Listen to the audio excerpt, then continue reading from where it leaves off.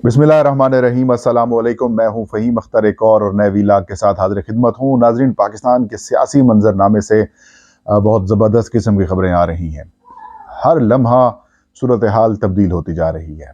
आज मैं पाकिस्तान के सियासी मंजरनामे के ऊपर दो अलग अलग वीडियोज़ करूँगा। पहली वीडियो सिंध में बिलखसूस कराची और हैदराबाद डिवीजन्स में होने वाले बल्दियाती इंतखाबात के गैर मुतवक्की नतायज या फिर नतायज जो बनाए गए हैं उसका पोस्टमार्टम किया जाएगा। इलेक्शन कमीशन ऑफ पाकिस्तान की नाकिस कारकर्दगी, तहरीक इंसाफ की नाकिस कारकर्दगी सामने आई है या फिर तहरीक इंसाफ की कारकर्दगी को नाकिस बना दिया गया है, इस पर आपको अपडेट देंगे। सबसे पहले तो नाजरीन ये कि कल इलेक्शन कमीशन ऑफ पाकिस्तान ने सुबह 8 बजे से लेकर शाम 5 बजे तक मुसलसल 9 घंटे तक कराची और हैदराबाद के अलावा इंटीरियर सिंध के कई अजला में बल्दियाती इंतखाबात से मुतालिक पोलिंग कराई। ये वोटिंग कुल 9 घंटे तक जारी रही और शाम 5 बजे से लेकर कल शाम 5 बजे से लेकर अब तक 6 बजने वाले हैं और जब मैं वीडियो रिकॉर्ड कर रहा हूं, और इन 6 बजे तक अभी तक कराची के जो बल्दियाती इंतखाबात की 235 यूनियन काउंसिल्स के अंदर जो इलेक्शन हुए हैं उसके नतायज जारी नहीं किए जा सके। 25 घंटे हो चुके हैं 25 घंटे हो चुके हैं, अभी भी तकरीबन 90 से ज़ायद जो यूनियन काउंसिल्स हैं उनके नतायज इलेक्शन कमीशन ऑफ पाकिस्तान जारी नहीं कर सका। अभी इंतहाई कम लो टर्न आउट था, ना होने के बराबर टर्न आउट था। MQM पाकिस्तान ने और MQM लंदन ने इसका बायकाट किया और उसके बावजूद लोगों की तादाद बाहर नहीं निकली। लोगों ने इंटरेस्ट ही शो नहीं किया। जाहिर है हम पाकिस्तानी जो हैं वो कौमी असम्बली और सूबाई असम्बली के इलेक्शंस में बड़ा बढ़ चढ़ कर हिस्सा लेते हैं और उसमें हमारा जो टर्न आउट होता है वो भी 45, 50, 51% तक चला जाता है। और ज़ाहिर है उसकी वजह से हम वज़ीर आज़म और वज़ीर आला मुंतखब करते हैं जो उन्हें हुक्मरानी करनी होती है। लेकिन जो बेसिक चीज़ें हैं बल्दियात के अंदर बल्दियाती नुमाइंदे आपके गली महलों को और बाकी जो इश्यूज होते हैं उनको एड्रेस करते हैं, लेकिन हम उनके ऊपर तवज्जो नहीं देते। इसे जमहूरियत की नर्सरी कहा जाता है जिससे सियासतदान आगे आते हैं। लेकिन बदकिस्मती से ये भी एक हकीकत है कि पाकिस्तान में कभी भी बल्दियाती निज़ाम एम्पावर्ड नहीं रहा। MNAs, MPAs नाली और गली पक्की कराने से लेकर रोड, ट्रांसपोर्ट, ट्रांसफ़र, पोस्टिंग, तकर्रियाँ, तबादले, वो सारे मामला, तरक्याती काम सारे वही देखते हैं और इनके खाते में कुछ भी नहीं आता मासवाए वेरिफिकेशंस के। लेकिन परवेज़ मुशर्रफ के दौर में जो बल्दियाती निज़ाम था उसके अंदर बल्दियाती नुमाइंदों को इख्तियारात हासिल थे, लेकिन अब वो इख्तियारात ना होने के बराबर हैं। तमाम हुकूमतों ने बल्दियाती इख्तियार मासवाए खैबर पख्तूनख्वा के वहाँ पर काफ़ी ज़्यादा बेसिक जो इख्तियारात हैं वो निचली सतह तक मुंतकिल किए गए हैं, लेकिन बाकी किसी ऐसे बल्दियाती कानून में चीज़ शामिल नहीं है जिसकी वजह से बल्दियाती इदारे जो हैं वो मजबूत हो सकें। और यही वजह है कि बल्दियाती इंतखाबात से हर हुकूमत कतराती है, भागती है और वो इलेक्शन नहीं कराना चाहती। यही वजह है कि सिंध में भी कई दिनों तक धमक चौकड़ी जारी रही। सिंध हुकूमत दरखास्तें करती थी इलेक्शन मुलतवी करें, लेकिन अचानक इलेक्शन कमीशन ने इलेक्शन करा दिया और फिर जो बाद में तमाशा हुआ वो आपके सामने है।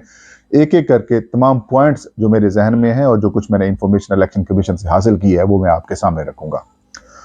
नाज़रीन, खैबर पख्तूनख्वा में बल्दियाती इलेक्शन हुए। खैबर पख्तूनख्वा के बल्दियाती इलेक्शन दुश्वार गुजार इलाकों में भी हैं, मैदानी इलाकों में भी हैं, लेकिन ज़्यादातर पहाड़ी इलाकों में हुए। बलूचिस्तान की भी सूरत हाल यही है, वहाँ पर भी दुश्वार गुजार मैदानी इलाकों में इलेक्शन हुए। सिंध के अंदरूनी सिंध जहाँ पर ट्रांसपोर्टेशन का निज़ाम काफ़ी कमज़ोर होता है, इशूज़ होते हैं, इंटरनेट कनेक्टिविटी के मसाइल होते हैं।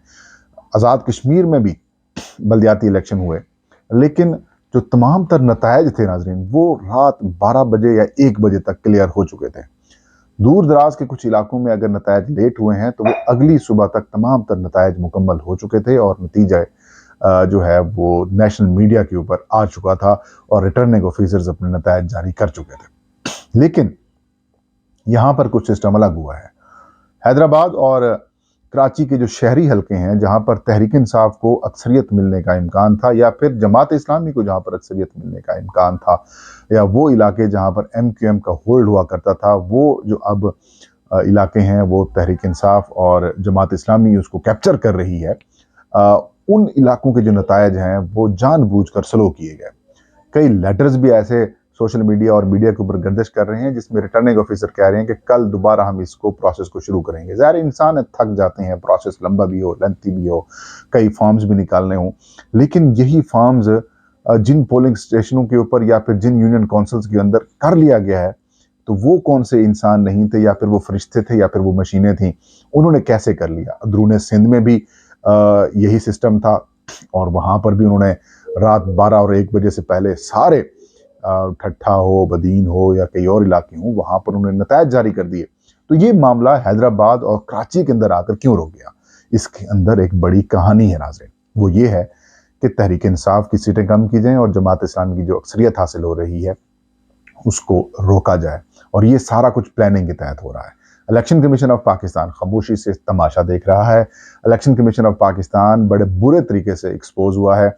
जो इलेक्शन कमीशन ऑफ पाकिस्तान ने इन बल्दियाती इंतखाबात को मुलतवी ना करने के फैसले किए और इलेक्शन कराने का ऐलान किया, बावजूद उसकी कि मिलिट्री और इस्टेब्लिशमेंट की तरफ से भी इशूज़ पैदा किए गए और उन्होंने अपने सिक्योरिटी फोर्सेस लगाने से इनकार कर दिया। बाद में FC को अपॉइंट किया गया, और जिस तरीके से सिंध एडमिनिस्ट्रेशन की जानिब से खिलाफ वर्जियाँ की गई, और उसके बाद जो मामलात सामने आए और जो चीज़ें आपने देखी, उसके बाद अब क्लियरली कहा जा सकता है कि सिंध इंतज़ामिया इलेक्शन कमीशन ने मिलकर कुछ गुल खिलाए हैं।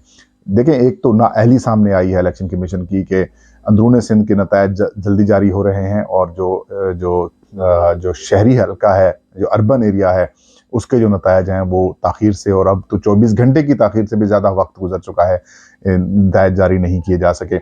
और ऐसा लग रहा है तहरीक इंसाफ क्लेम भी कर रही है, और जमात इस्लामी भी क्लेम कर रही है कि नतायज तब्दील किए जा रहे हैं, और फॉर्म 11 के मुताबिक नतायज रिटर्निंग ऑफिसर्स जारी नहीं कर रहे, और जिन फॉर्म 11 के ऊपर हमारी कामयाबी है उसको ख़राब किया जा रहा है। तो इलेक्शन कमीशन चुप है। हालांकि कानून के मुताबिक रात 1 बजे के बाद अगर नतायज लेट होते हैं तो उसकी ठोस रीजंस जो हैं वो इलेक्शन कमीशन ऑफ पाकिस्तान को फराहम की जानी चाहिए। लेकिन नतायज आ रहे हैं, और 235 यूनियन काउंसिल के अंदर जो इलेक्शन थे उनमें से तकरीबन 90 से ज़्यादा अभी भी रहते हैं। तो ये एक बड़ा सवालिया निशान है इलेक्शन कमीशन की कारकर्दगी के ऊपर।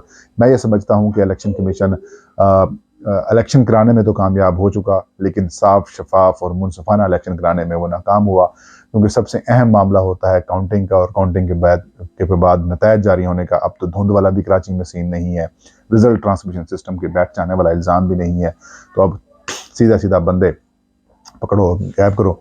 तो बहरहाल नतायज मशकूक हो चुके हैं। इलेक्शंस इसे कह सकते हैं कि एज़ पर एक्सपेक्टेशंस नहीं हैं, और हो सकता है कि PTI और इमरान खान को ये ट्रेलर दिखाया गया हो कि भाई इंसान बन जाएं आप, अगर आपने पंजाब और खैबर पख्तूनख्वा में इलेक्शंस कराए तो यही हशर आपके साथ होगा, क्योंकि इलेक्शन कमीशन तो उन्हीं का है, एडमिनिस्ट्रेशन भी उन्हीं के मातहत हो जाएगी। मतलब वफाकी हुकूमत मुस्लिम लीग नून और PDM के पास होगी, तो वो इंतज़ामिया को कंट्रोल करेंगे। चीफ सेक्रेटरी पंजाब होंगे या खैबर पख्तूनख्वा होंगे, वो वफाक के मुलाजिम होंगे और उन्हीं के अपॉइंट करदा होंगे, तो वो मर्जी से काम कराएंगे, और इंटरम सेटअप जो है आपको पता है उनकी कौन सुनता है। तो मतलब आपके सारी कुछ सामने है। तो ये एक ट्रेलर है अगले इलेक्शन का, और इसमें तहरीक इंसाफ के लिए बड़ा सबक भी है। वैसे भी तहरीक इंसाफ की जो कराची की जो लीडरशिप है वो वैसे ही बहुत ज़्यादा, उसे कह सकते हैं कि हमने हाइप दी हुई है, या फिर मीडिया की जानिब से उनको हाइप मिलती है। ज़ाहिर है कराची में रेटिंग मीटर ज़्यादा हैं, जो मीटर ज़्यादा आते हैं, मीटर वहाँ पर ज़्यादा है, तो इसलिए रेटिंग वहाँ पर ज़्यादा काउंट होती है, तो इस वजह से TV चैनल्स उनको ज़्यादा नशर करते हैं। तहरीक इंसाफ में उनको ज़्यादा इज्जत दी जाती है। लेकिन बल्दियाती इलेक्शंस हों या फिर जनरल इलेक्शंस हों, उसमें सिंध हुकूमत की या सिंध की जो PTI की लीडरशिप है उसकी आप कह सकते हैं कि जो कारकर्दगी है वो हमेशा मायूस कुन रही है। ये लोग अपने कह सकते हैं जो कंफर्ट जोन है उससे बाहर नहीं निकलते, मेहनत नहीं करते, चंद एक के सिवा बाकी सब सिर्फ मीडिया के ऊपर अपनी अपीयरेंस शो करते हैं, ट्विटर के ऊपर मामला चलाते हैं। बहरहाल इमरान खान साहब को देखना चाहिए कि जिस तरीके से लाहौर और फैसलाबाद के अंदर और रावलपिंडी में जिस तरीके से तहरीक इंसाफ पॉपुलर हो रही है या फिर हुई है, और वहाँ से नतायज भी बड़े आपके पॉजिटिव आए हैं, वैसे कराची से क्यों नहीं हो रहे। आपने देखा होगा कि जो 7-8 हलकों के अंदर ज़िमनी इंतखाब हुआ तो तहरीक इंसाफ के चेयरमैन इमरान खान को बाकी हर जगह से कामयाबी मिली। खैबर पख्तूनख्वा से लैंडमार्क विक्ट्री ली, पंजाब से लैंडमार्क विक्ट्री हासिल की, लेकिन एक नशिस्त जो कि तहरीक इंसाफ हारी वो जो है वो कराची से हारी, और कराची से नशिस्त हारना तहरीक इंसाफ के लिए लम्हा फ़िक्रिया है। बहरहाल कराची वाले अवाम को भी चाहिए कि आप अगर अपनी तकदीर बदलना चाहते हैं तो इंतखाबात में हिस्सा लिया करें। ये था आज का वीलाग। मुझे इजाज़त दीजिए। अल्लाह हम सबका हामी नासिर हो।